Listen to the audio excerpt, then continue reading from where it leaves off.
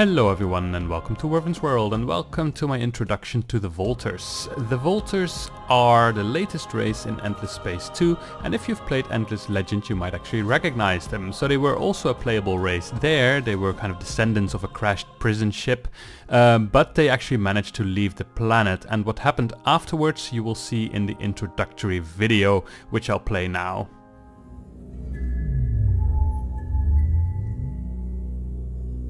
Is this the end of our voyage?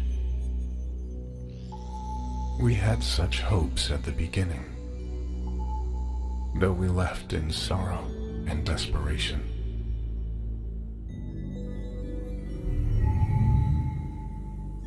But while they slept through the explosion, I have stayed awake for centuries, doing what I could to keep them alive. To save Zolia, first of the bloodline. But our power, my power, is fading. I can do nothing more for my people, the Volters.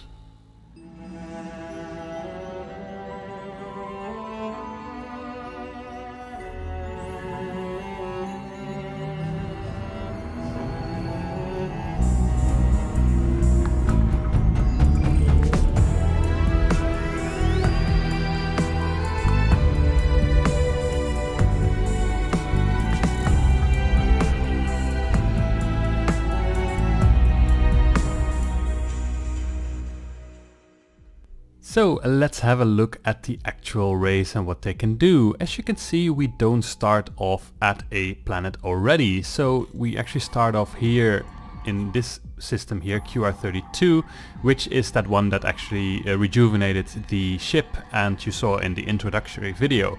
So now our mission is to find a planet, and we do that through the Argosy.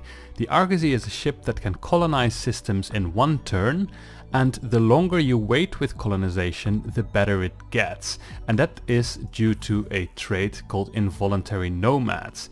It says that we start the game with a super colonizer ship on the special node rejuvenation field.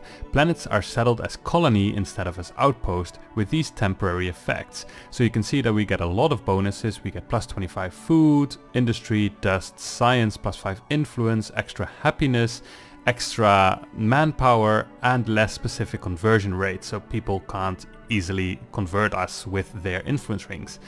So how does that work? Well, as you can see here it says next golden age duration, and this is capped at 15 turns that we would get the aforementioned bonus if we settle a colony. So we have the Argosy, which has a lot of movement. As you can see, it has 11 movement, and then basically we can just go somewhere that we want to colonize. So we are very quick, so we can basically colonize whatever we want. So here I'll go to Pollux,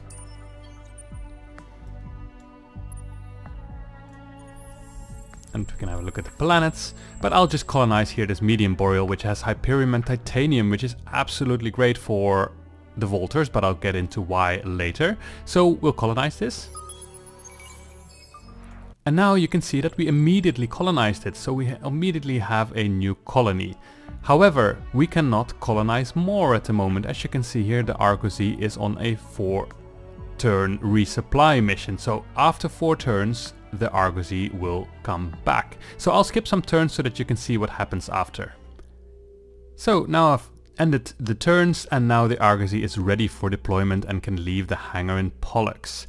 Now, as you can see here, it's currently still in the hangar. I can make a new fleet out of it, and now the Argosy can just kind of go out and explore more. However, the next golden age duration currently is 8 turns, so if I wait 7 turns, then we will have a golden age duration on our new planet of 15 turns. So that would be really great to wait, because the bonuses are really substantial. However, in the meantime I can already explore a bit with the 11 movement and go to the planets that I want to, because it will still recharge. I don't need to be in the hangar to recharge it. One thing that's very important to know with the Argosy though is that it costs resources in order to colonize. So as you can see here, my Argosy just readied, and now I made a fleet out of it, but now it has a 12 turn cooldown before it can colonize for free. If I had now 6,436 dust, 90 titanium and 90 hyperium, I could colonize immediately. But of course I wouldn't have such a long golden age duration. So if I wait a little bit longer, basically until the 15th turn, then I can colonize for free. I don't need any resources and I get a very long golden age. But if you're in a hurry, you can colonize very soon after you colonize another planet. For example, if you think another enemy is going to steal that planet or something like that, then you can just awaken your Argosy, go there and colonize it, but then you need resources in order to do this, and these resources decrease every turn. So that's how colonization works with the Volters. Now, when you colonize your first planet, you also immediately get a exploration ship, so you can start exploring with those. And this is quite a good exploration ship. If you have a look at the design, you can see that we have 2 probes, we have weapons, we have armor, and we've got a fair amount of speed. We've got 6 speed. So it's actually quite a nice ship. So what I normally do is basically go out and exploring with this exploration ship while the Argosy is readying, and hopefully find a good next system in order to colonize that one. The nice thing about the Argosy is that you can also edit its design, and it consists basically of defensive and support modules. So here I just gave it a lot of speed, so it actually has a movement of 22, so it can just zip around the universe, but you can add any other thing that you want as well. For example, I think you can only get it through a mission, but I'm not entirely sure. There is a module that gives you just standard, it's called a fuel scoop or something like that. Standard you get like 5 gold per turn or 5 dust per turn, so you could just add that to the Argosy when it's not really doing anything, if you don't want to colonize stuff, and then it just gives you a lot of extra passive income per turn. So let's have a look at the other traits. So if we go here, we can see that they have Sisters of Mercy citizens. Well, those, they live with us. Whenever we colonize our first planet, we get Sisters of Mercy as well. And you can see that they give plus 25 damage to attackers during ground battles, but also 2 happiness. So the Volters themselves have plus 1 science, as well as extra damage done to the attacker during ground battles.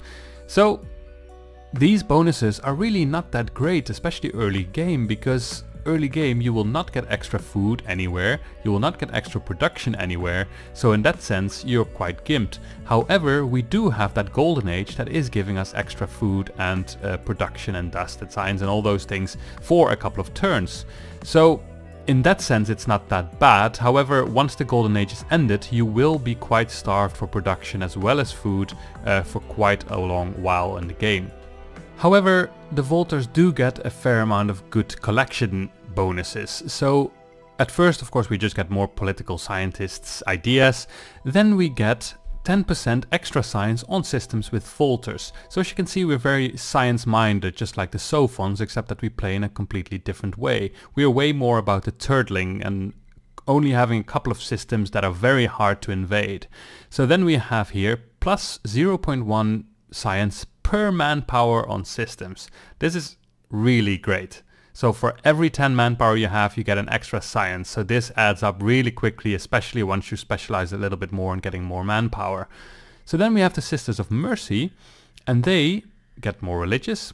Then you see that they give more health regeneration ratio on systems with Systems of Mercy. So they ships that are here and that are damaged, they heal quicker.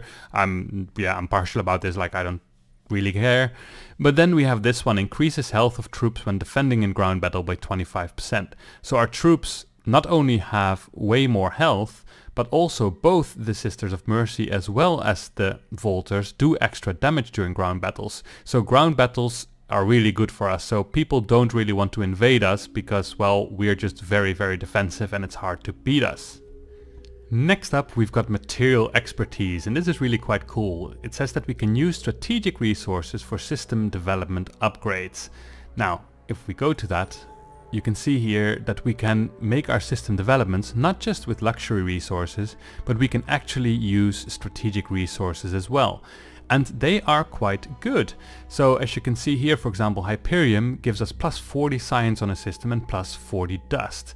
This might not be as directly good for example, science, as there's also a luxury good that gives plus 60 science on system, but that luxury good doesn't give dust, for example. So you can actually make quite a good choice. It's not that they're like straight up overpowered, but there's a choice to be made. But I really like going for the science victory with the Volters, and then having something like Hyperium, as well as here antimatter that gives +3 science per person on the system, as well as dust, is really great.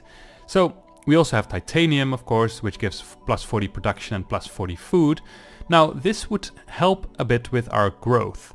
However, I do think that science and dust is better, because we can always use that dust in order to buy out improvements, so we don't necessarily need the production as much. At least I tend to go for as much dust and science as possible, so that I basically can just buy out the improvements I want to build, so that I don't really need production, and then I just try to research good food technologies to offset the food loss.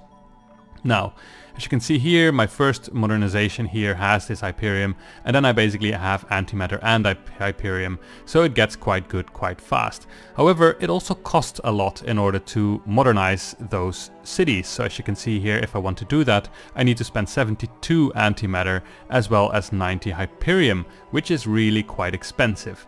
However, luckily there's many ways for us to offset that, but we'll get into that later. Then we have the Corsair's ability. Privateer's action is improved and is unlocked from the start. Ships can be disguised as pirate ships. So normally with other races, if you go here in the technology tree, you'll have a thing called privateers, which allows you to, if you only have mercenary ships, so those are ships that you can buy on the marketplace under ships, and here these are mercenary ships. And if you have a fleet composed of them, you can turn them into pirate fleets so that no one knows that they come from you. We can do that with any fleet. We can do that also with our own fleets, but only if they only consist of small and medium ships, not large ships. Normally they would then also cost way more upkeep if you turn them into privateers. But we can do that from the start, but once we have this technology, it removes any additional upkeep on privateers fleets, so it actually gets improved. Now, this doesn't have the Volter's affinity symbol, so yeah, it's not immediately clear that this is special to the Volters, but it is. So, how does that work? First of all, you need to have a fleet, and the fleet needs to be in your own orbiting a friendly zone in order to turn them into privateers. For example, this one here cannot be done because it's not in my friendly orbiting zone. But here, for example, I have a fleet and I could turn that into privateers, and then basically people don't know that they belong to me, they just belong to a neutral faction of pirates. Now the fun thing is, I am allied with the Vodiani here, I'm in an alliance. However, I can now easily just attack them if I want to, and just try to kill this ark without any repercussions from them, because they don't know it's me that's actually attacking them. So here we actually killed the ark. Perfect. And basically now they don't have that system anymore. So I just kind of got them out of a system, even though I was friendly with them, and they have no clue who did it, so there's no repercussions for me. So that's really quite nice. As you can see here, for example, there is a non-privateer fleet. If I send that here, they cannot attack. You really need to be a privateer, because as you can see here, it says cannot target allied or friendly fleets. So that's how these privateers work. They're quite cool. You can really annoy people with it. I assume that in PvP, if you play multiplayer with other players, that they're even better, because there is some psychological aspect to it. But even in the normal game, they're already quite nice, because especially if you're in an alliance but you kind of want to backstab them, then you can already get started on that before they even know that it's you actually doing that. Now comes the bad part. We have Black Thumb 2, minus 15% food on systems. You will really notice this. The growth of Volters is really not that quick. Because first of all, they don't have any inherent bonuses to food or industry, and they get minus 15% food, so you will be noticing it. However, you can kind of circumvent this using the metafolding, but we'll get into that later. Alright, then we have core worlds. Plus 10 happiness on systems while under the colonization threshold. So this here is your colonization threshold, so if I have less than 7 systems, I will get plus 10 happiness per system. This means that the Volters are quite well suited to playing tall instead of wide. You only want to have a couple of systems that are really good instead of just spreading out over the empire. And again, this is made easier by metafolding, which we will get into soon. Then we have a xenobiology, which basically just means that we start with that technology as well as rare earth foams. We just start with that technology. Alright, let's have a look at metafolding. Metafolding says that every colony can build a portal that permits instantaneous travel to any other gate in the Empire. Ships will automatically use gates to plot the most efficient route between any two systems. Now this is really, really great for many reasons. Basically, you can see here this icon, and that means that these systems have portals. I have portals in most of my systems at the moment, except here in Cancer. And what I can do there is I can build a portal, and you can see that they cost 480 production and then 5 titanium, 5 hyperium, which is very cheap. So once that is done, I'll just click and turn. Then you can see that this one also gets this icon. And the nice thing about these portals is that I can instantaneously move stuff between these colonies. So, for example, let's say I have this fleet here, but I want to defend or attack somewhere. So what I can do is I can select them both here, and this Zanes has a portal, and for example Gulter has a portal. So I can just click here, and suddenly my fleets are here. Now you can also do that with civilian fleets. So for example here, this one has not so many people, and as we already know, the Volters are not very good at growing. So what we can do is we can send them, for example, from a more developed system like Lahat here, and we can just take 3 Volters and we'll just send it to Cancer, and we say confirm. And then basically next turn they'll just immediately arrive there, and then we have more civilization there. This has more improvements with food, so they will regenerate that population very quickly. And then I can develop Cancer very quickly as well. This ability gets even more interesting with a tech tree. Once you get here into dimensional metafolding, we get here this Argosy 2.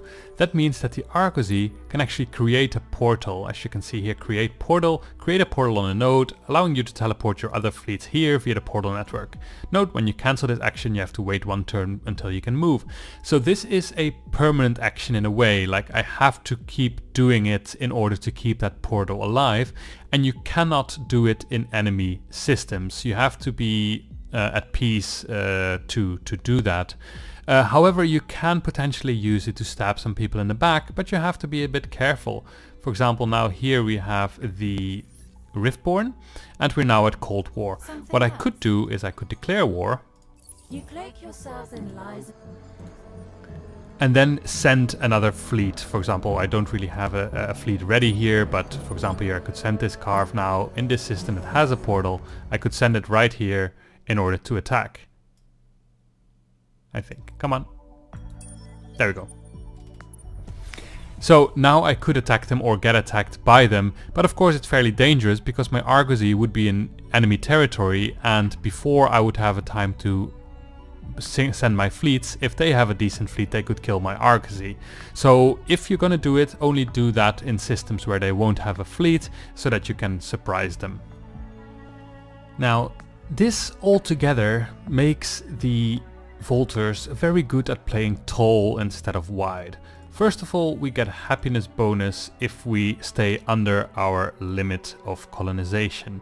Second of all, we can just search for good planets that we want to colonize with the Argosy because it has so much movement, and then we can just colonize those that we want. Also, we don't have to care about being very close together with these planets. Even if there would be enemies in between here, that would be fine, because with our portal system they could never catch us off guard, because basically we could just teleport our armies back and forth. So let's say they would siege Cobras here, I could then teleport my army from Tackle if I had a portal there in order to defend it.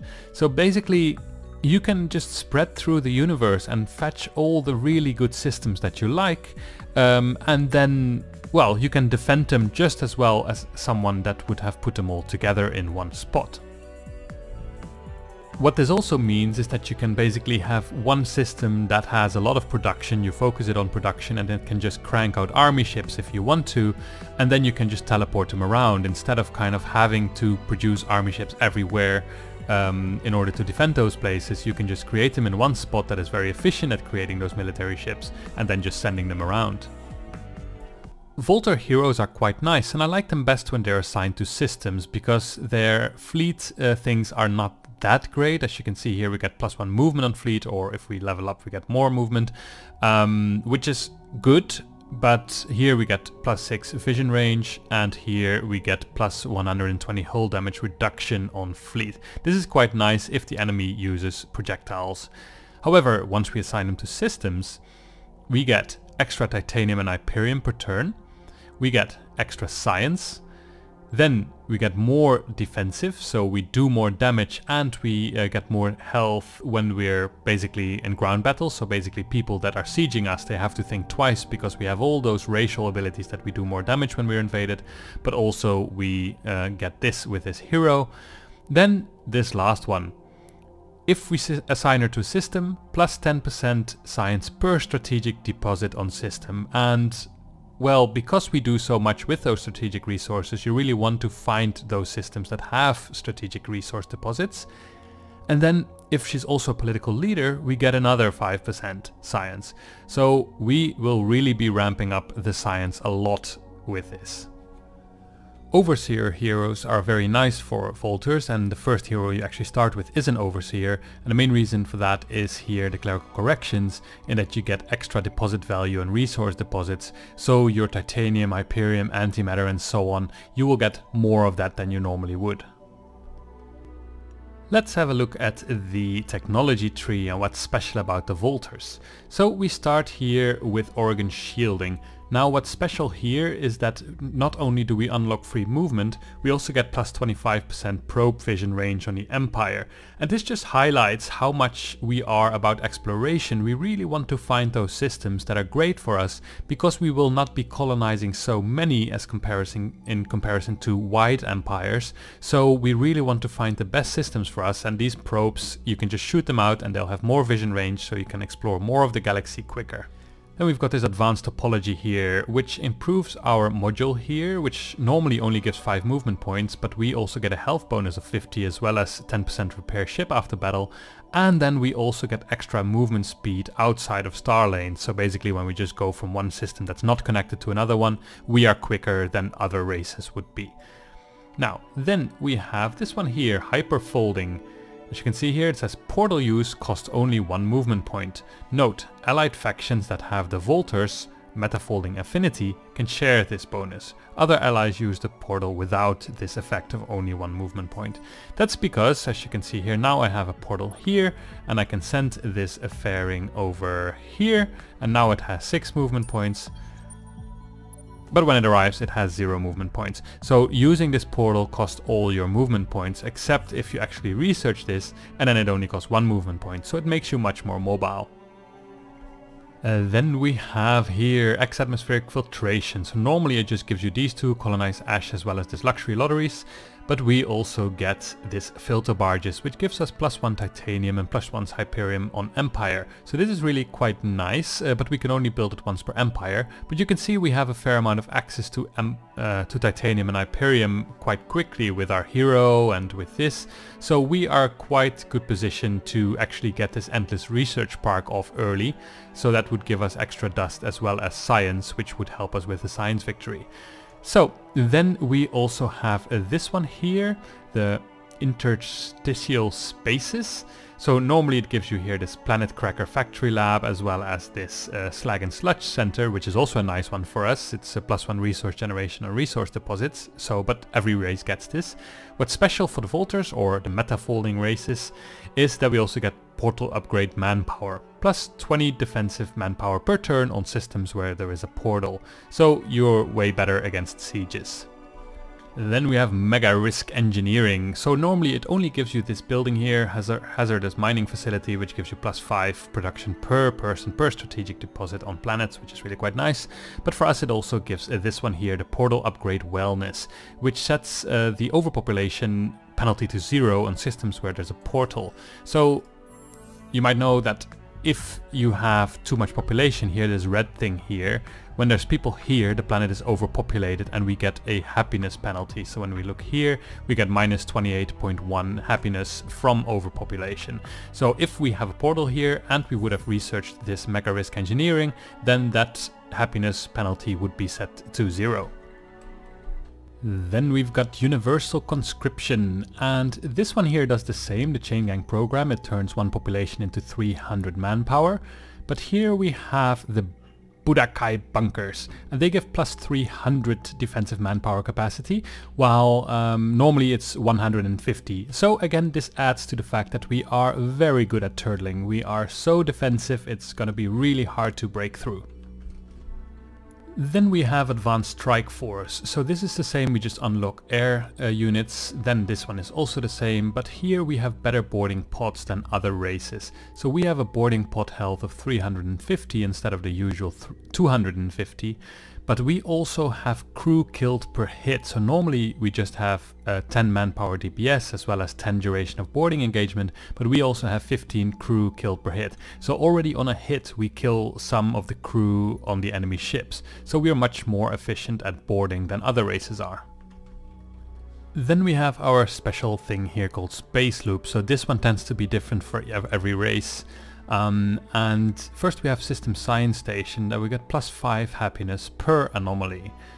Then we have Portal Upgrade Broadcast, which is minus 50% Pacific conversion rate on systems where there is a portal. So we are not necessarily very good at having a lot of influence, so it's hard to fight back influence bubbles around other people. So this helps us a little bit against defending against that.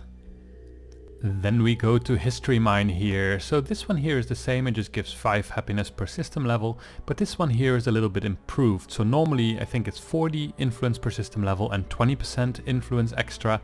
We get 50 and 25% extra. So that's really nice, and it kind of ties in a little bit with that Pacific conversion rate. So we make a little bit more influence, because especially if once you start instating laws, you will need more influence, because otherwise you will be losing influence every turn.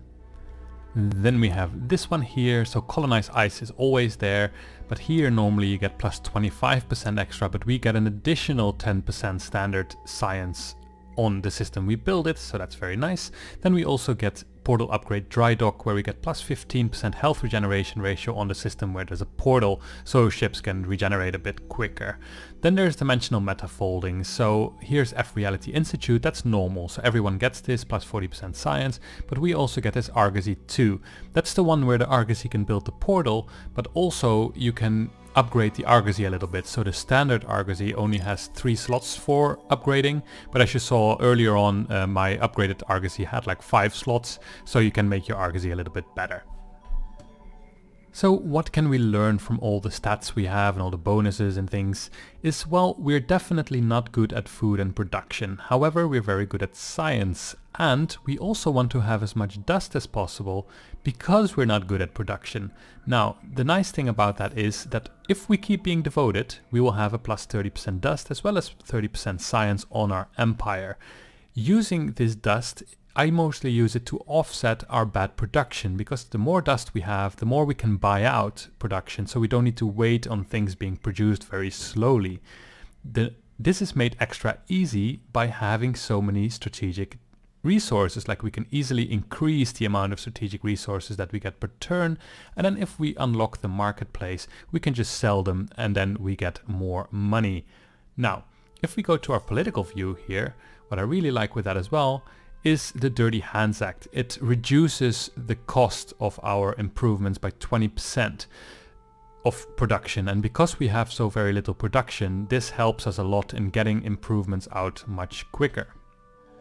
So does this mean that the Volters can only kind of do a science victory? Definitely not. We can do many of these, although some of them are not as good as others. For example, Conquest here needs you to colonize a lot of the galaxy, and this is not the best because, well, we like to be under our colonization limits so that we keep having that happiness bonus.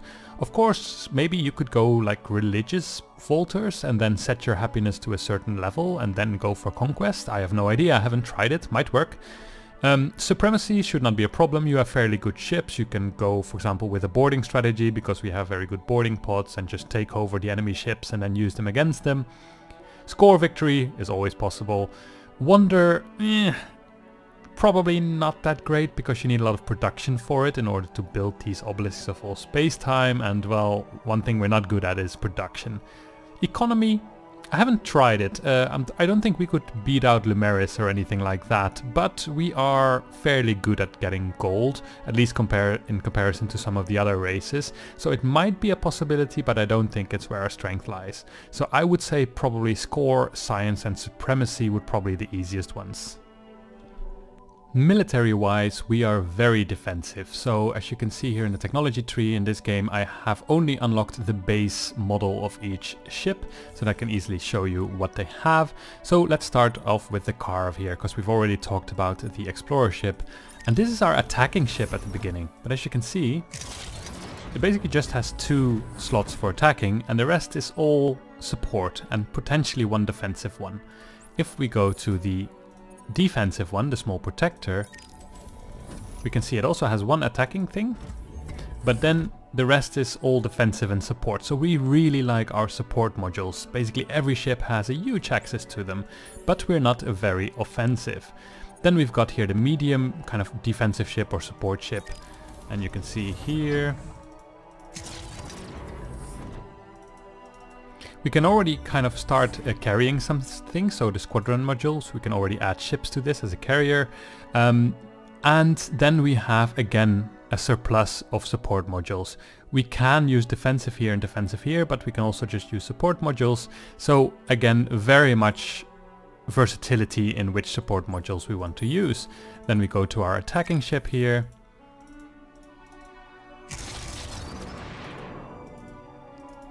And again, it doesn't have that much attack actually, right? So it has mostly support and some defense, and then it has 3 attack. This is also made interesting by this larger ship that we have. If we just remove everything.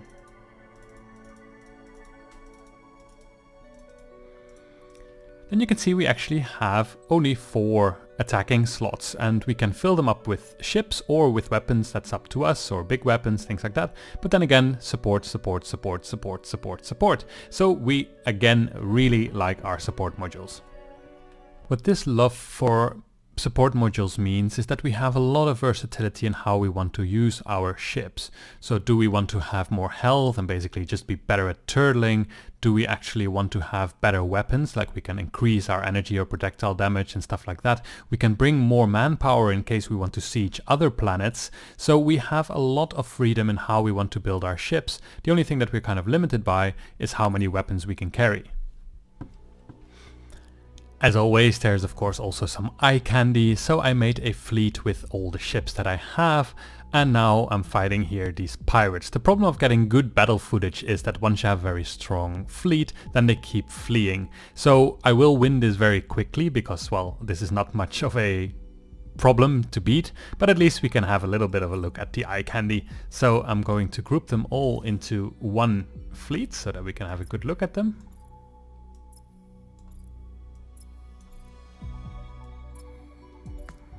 And then let's start the fight.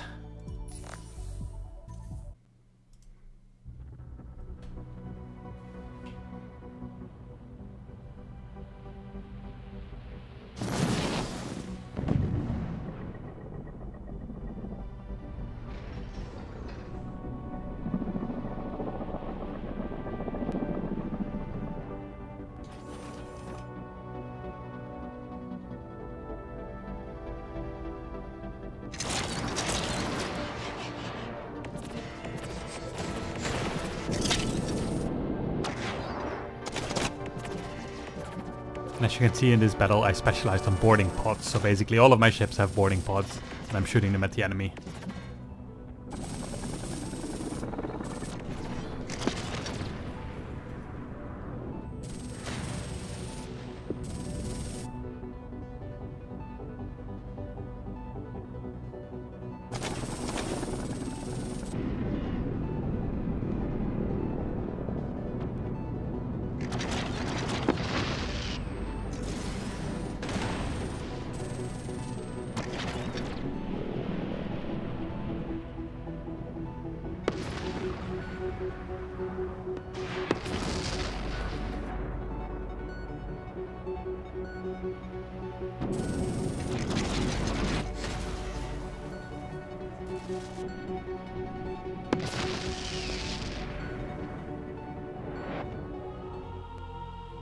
So this was my introduction to the Volters. If you're interested in seeing them play, I do have a Let's Play of the Volters that I've just started on my Let's Play channel. I'll put a link in the description below. Do note though, I'm not a very good player of this game. I'd really like to understand all the mechanics and stuff, but I'm actually not that good of a 4X player, so watch on your own risk. But yeah, I hope you found this video useful, and see you next time.